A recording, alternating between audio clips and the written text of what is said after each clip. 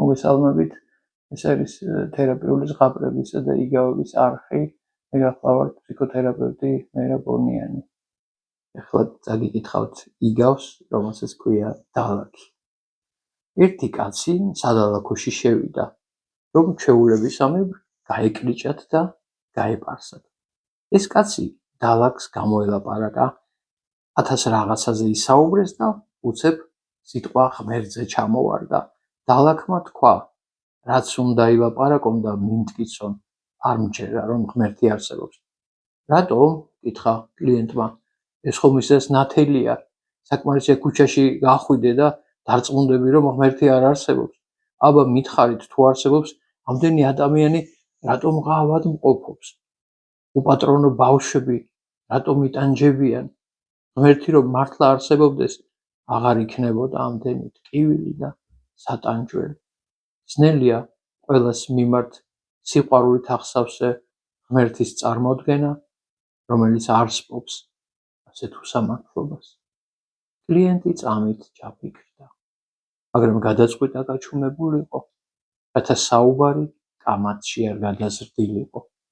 დალაქი თავის საქმეს რომ მორჩა, კლიენტი წავიდა. სადალაქოდან გამოსულმა ქუჩაში დაინახა კაცი, რომელიც როგორც ეტყობოდა, არასოდეს გაკრეჭილიყო. საშინლად უსუფთავოდ და მოუწესრიგებლად გამოიყურებოდა.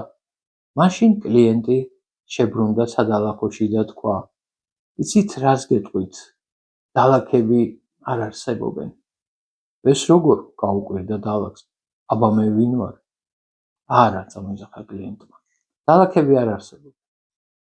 ასე რომ არ იყოს ქუჩაში არივლი და გაბურძგნელ, გაუპარსავი და გაუკრეჭავი ხალხი. ისეთი, როგორც აი ის კაცია, ახლა რომ გაიარა. არა, ჩემო კარგო, ასეთი ადამიანები რომ დადიან, ეგ დალაქის ბრალი არ არის. უბრალოდ ხალხი თვითონ მოდის ჩემთან. საქმეც ეს არის. დაეთანხმა კლიენტი. მეც მაგას ვამბობ. ღმერთი არსებობს.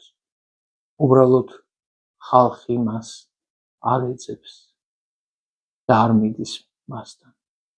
ამიტომ არის ამ ქვეყნად ამდენი ტკივილი და სატანჯველი.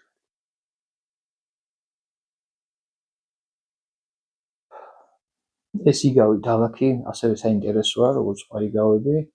საინტერესოა იმით, რომ ჩვენ ხშირად გვაქვს მოსაზრება, რომ ამ ქვეყანაზე არსებობს რა სიღატაკე, გაჭირვება, ბევრი გაუგებრობები, ბევრი არასასიამოვნო მოვლენები, ტკივილები, როდესაც ადამიანები განიცდიან და გვაქვს განცდა, რომ ღმერთი რომ არსებობდეს, ეს ყველაფერი ასე იქნებოდა და თითქოს წარმოდგენა გვაქვს, რომ ღმერთი არსებობს, მაშინ აქ სამოთხე უნდა იყოს. და გვავიწყდება ის ამბავი, რომ ადამიანი თვითუფლებრივია, მას აქვს მინიჭებული ყველაზე ძვირფასი რამ ღვთისგან, ეს არის თავისუფალი ნება, თავისი არჩევანის, ასე ვთქვათ, უნარი და შესაძლებლობა და ის, რაც ხდება ჩვენს ირგვლივ, შემთხვევაში ჩვენგანვე გამომდინარეობს.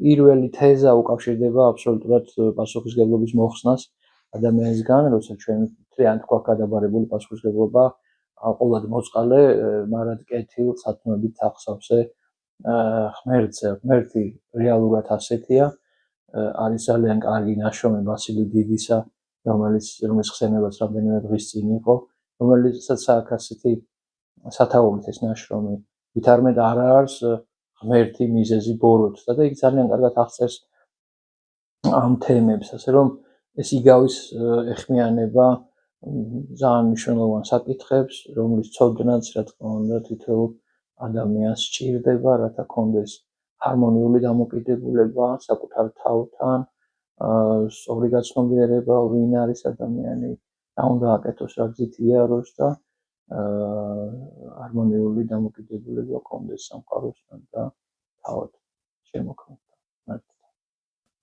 ჩვენთვის, როგორც ყოველთვის, ძალიან მნიშვნელოვანია თქვენი მოსაზრებები და თუ შეიძლება მოგწერეთ თქვენი აზრები ამ თემასთან დაკავშირებით და თუ დაინტერესოთ, მიაჩნიათ, გამოიწერეთ ჩვენი არხი.